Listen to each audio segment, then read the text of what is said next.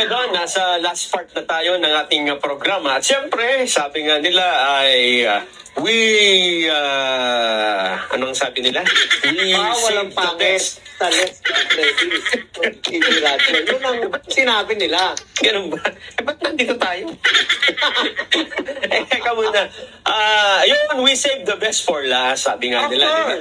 At dahil dyan, ay pupunta ko tayo ng Japan. Talaga naman. No? Alam mo, ang isa sa, kung tawagin nga, bucket list, no? Yung mga isa sa bansa na talagang gustong-gustong makakita at mapuntahan ng mga Pilipino ay yung Japan dahil sa lahat ng mabasa mo no na noon pa man kahit walang social media sa pahayagan, sa magazine, mapanood mo sa television at ngayon nga may social media na patungkol sa Japan ay laging maganda no na malinis kahit no yung kanal na dito ay napakalinis pa ng tubig.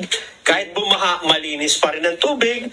Tapos ay pag may naiwan ka doon na gamit, ay pag nabalikan mo, nandun pa din, ano? Alam mo, Kuya Nelson, nung nandyan nga ako sa Pilipinas, nagpunta ako dyan, dumaan muna ako ng Kabanatuan. Pagkatapos, dumiretso ko. Sa Japan yan. Tama, pwede.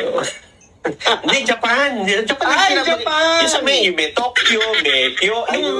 Yung tahanan ni na Voltes 5. Yun ang binabanggit ko. So, para maintindihan natin kung ito ba ay baka naman hindi totoo, no? Na yung mga bali-balita yan, magtanong tayo nung matagal na din na nandoon. Ipakilala mo, Kuya Don, ang ating panahon. May makakausap po tayo ngayon all the way from the land of the rising sun. Siyempre, Japan, di ba? Please welcome. Ito, kulit kwentuhan na naman. Mukhang matapang si Miss Dragon Sasori. Magandang hapon po, Miss Dragon. Konnichiwa, people. Yan, konnichiwa. Konnichiwa, people.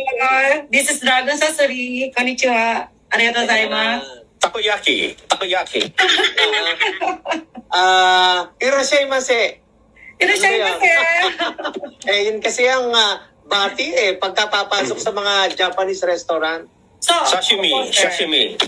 Irashaimase. Ang ibig pong sabihin kasi ng irashaimase is welcome. Ayan. Welcome, parang ganun po ganun. Ayun pong sashimi. Sir, sashimi is a kind of raw food na mga fish, mga ano pong seafood na mga hilaw po sila. Ayun. Hindi pa na siya pagbate. Akala ko sashimi ay tumutukoy sa babae sa sashi. Hindi ko naman. Ayun! Ano pa yung sabihin mo? Miss Dragon. Okay, thanks so much. Pasensya na ko kaya doon, ganun talaga mag-joke yan. Okay lang ba? You can ask anything about here. 3 hours bago mag-gets. Pakikwento ko nga ako ninyo kasi yun sa intro namin, di ba? Laging positive ang image ng Japan So, kayo siguro ang magkwento kung ano ba talaga ang yung mga bago. Alam mo, pumunta kami ni Kuya Don, ay ano ba yung bang in expectation namin versus reality ay baka magkaiba. Kasi sir, when the guests come here in Japan, you have to get, of course, first yung visa. And then, pag nandito na kayo sa immigration, tatanungin kayo kung ilang araw kayo mag-stay. And then, kung saan kayo mag-stay. And siyempre, tatanungin kung how much ba ang inyong budget. Kasama na rin po yun. Yun po. And then, pipili po kayo kung saan kayo mag-stay na hotel.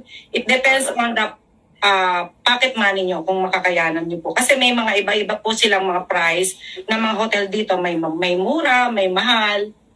Ganun po. Ayun. Yung mga nabanggit namin, ano ba talaga dyan? Malinis ba talaga kahit saan kami pumunta? Yes, sir. Mostly sa mga Japanese people they have very high manner about sa pagtatapon ng mga basura. Kasi nasa nasa culture na po namin dito, napasama na rin ako kasi I'm staying here for 25 years long. So, 1 taon pa lang kayo, nandyan na kayo. Hindi sir, 15 years old pa lang nandito na po ako. Yes. So, wala ditong sir yung nagtatapon ng mga basura. Let's say kumain kayo ng kung ano, tapos tapon na lang ng tapon. So, we are putting that on our bags. Kung meron kami mga packets, doon namin nilalagay. Yan. Ganun po, sir. Saan natin ma-attribute yung ganong behavior, attitude? O, yan ba ay dahil sa bata pa lang, tinuturuan na? O paano pa? Paano nila, para kasi na innate na na nature na ng ganun ang disiplina. Pero paano nila nagawa yun? Yes sir, kasi ang mga bata po dito sa eskwelahan pa lang po nila from elementary until college, tinuturuan po sila kung ng pagtatapon ng basura ay hindi dapat gawin. And besides, syempre yung mga magulang, tinuturuan nila yung mga bata, nasa bahay pa lang, tinuturuan na nila na ang mga basura dito ay bukod po yung plastic, bukod yung bottles, bukod yung mga nabubulok na basura, bukod yung bakal, bukod po lahat ang mga basura dito. Yes. Cans, bottles, plastic, mga ganun po. Pati mga metals, iba rin po yun, iba-iba.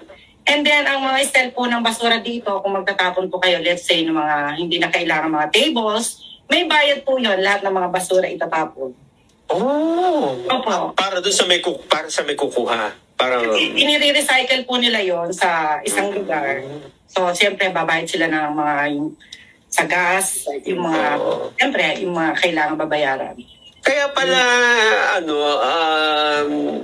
kasi yung kapatid ko natira din dyan Ang sabi niya, dun sa mga kanto-kanto, iniiwan na lang yung mga, TV, gusto na lang magpalit. Kasi para siguro, kunin na lang nung may gusto pa. Ganun ba yun?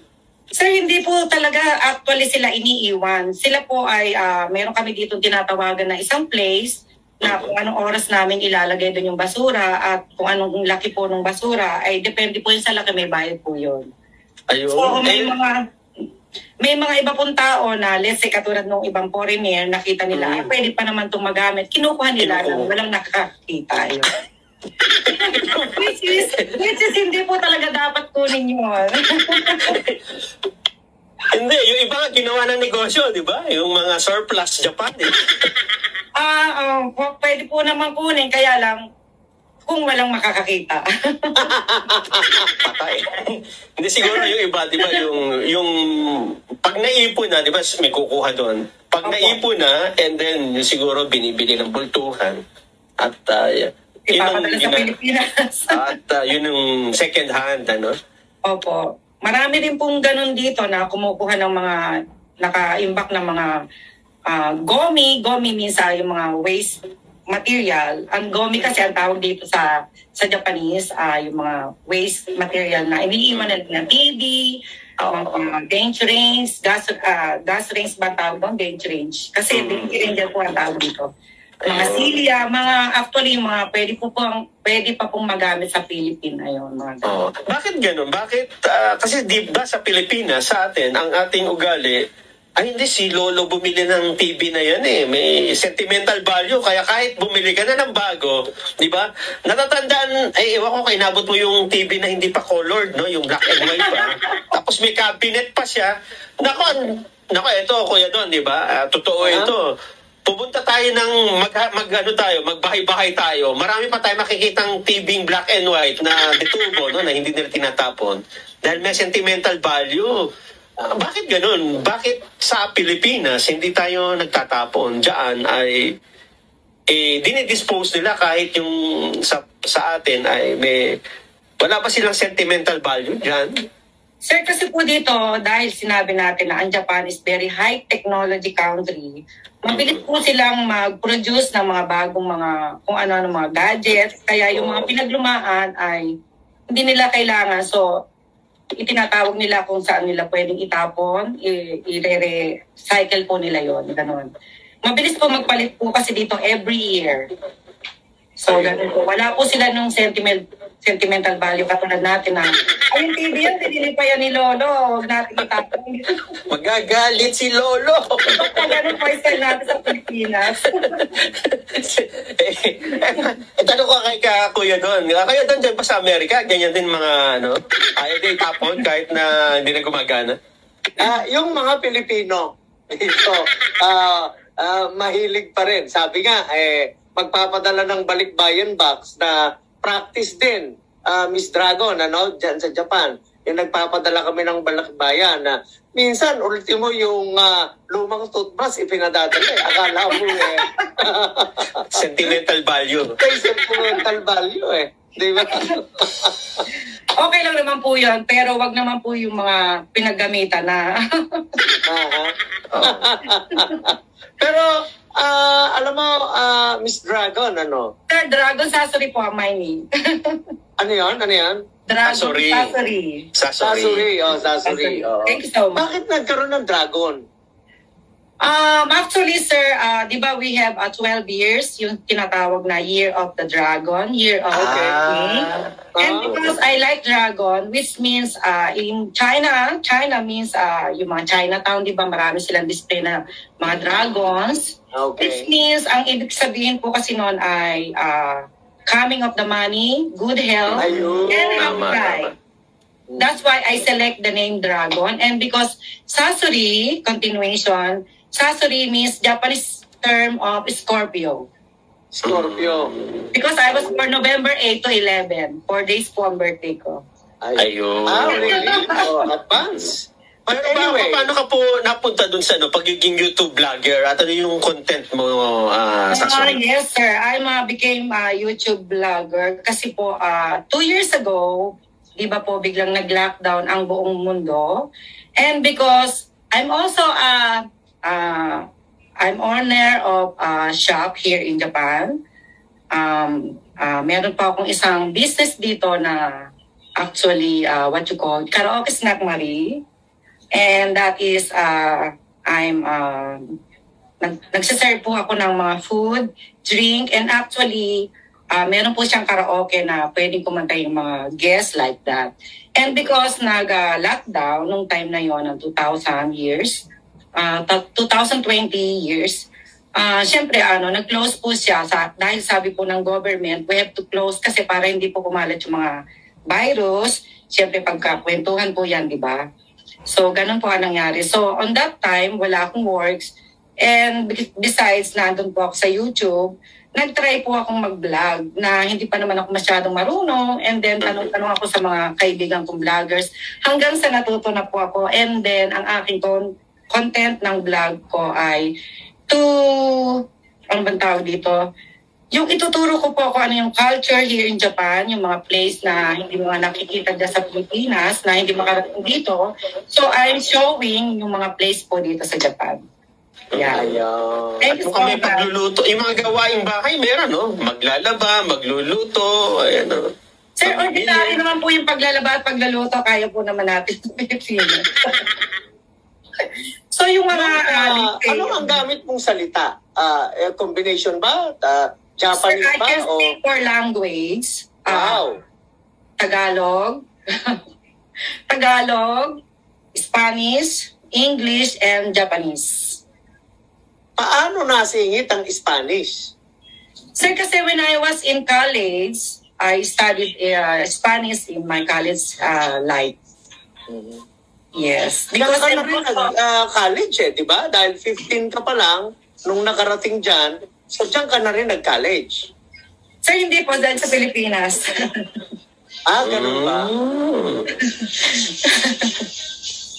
So, kamusta naman? Ano ang nagiging success bilang YouTuber? Ano ang lumalago? Ano ang nakita mong pinakasinundan sa iyo sa mga YouTube na ipinost mo? So for me, sir, ang pagiging vlogger is hindi naman po masyadong mahirap at hindi naman po masyadong madali. Ang kailangan lang po kasi sa pagiging vlogger is sacrifice and patience kasi pagka marami kayong viewers, marami ka ng subscriber, siyempre doon po tayo magkakaroon ng kita as what the YouTube Diba, sabi nila ganun. Pag marami ng subscribe and viewers, ay ganun kikita tayo. And because, nasa na ba? Yun na nga po. Maganda naman ang nagiging kita mo ngayon so far sa YouTube. Sir, ano pa lang po kasi ako, 3 months pa lang po akong nagsisimula sa pagiging vlogger. Okay. Simula pa lang tayo. So, nasaya na heroine po ako kasi because I met many different people. Sino naman ang nag-encourage sa iyo para, sabi nga natin pasukin mo yan na, of course, sabi mo nga kanina, pandemya, pero siyempre, meron kang nakita. Sino naging inspirasyon mo? Actually, sir, nung dyan po sa mga Manila vloggers, dyan sa Manila Bay, meron pong lumalabas dyan na vlogger na nag-shout out na mga ganun. So, nag-try po akong magpa-shout out sa tao na yon, and then hanggang sa nakilala nila ako, and then pinupos nila ako maging vlogger, hanggang sa, natuto na po ako for how many months. Dahil wala po kasing trabaho nung dito dahil lockdown. Oo nga. At least maganda ring libangan, at natututo pa tayo ng bagong skills. Nakapag-share pa tayo ng information, Yes, I'm so proud to be a vlogger also, even though I'm also a business owner here. Ayan. Congratulations. Good luck din sa business. Ano po ang gusto niyo matutunan ng mga Japanese, for example, mga Japanese language like that? Or Ang gusto ko pautang. Paano ba? Pautang? Okani ko dasay? Okani nga nay? Okani ko dasay? Okani ko dasay? Kanin on the side. Kanin on the side ba yun? Kuya. Maraming salamat sa sorry at sumaya kami at naintindihan din namin ang culture ng Japan at anong po pwede nating matutuhan sa kanila. Thank you so much, Sasori. Sir, pwede pong bumate. Ay, opo, pwede po. I would like to greet, pwede pong batiin yung mga families there in my family dyan sa Laguna. Si Queen Sarina, Queen Nico Chang, Queen Margaret, and Prince Adam Dasren, Princess Sense, and Prince JM.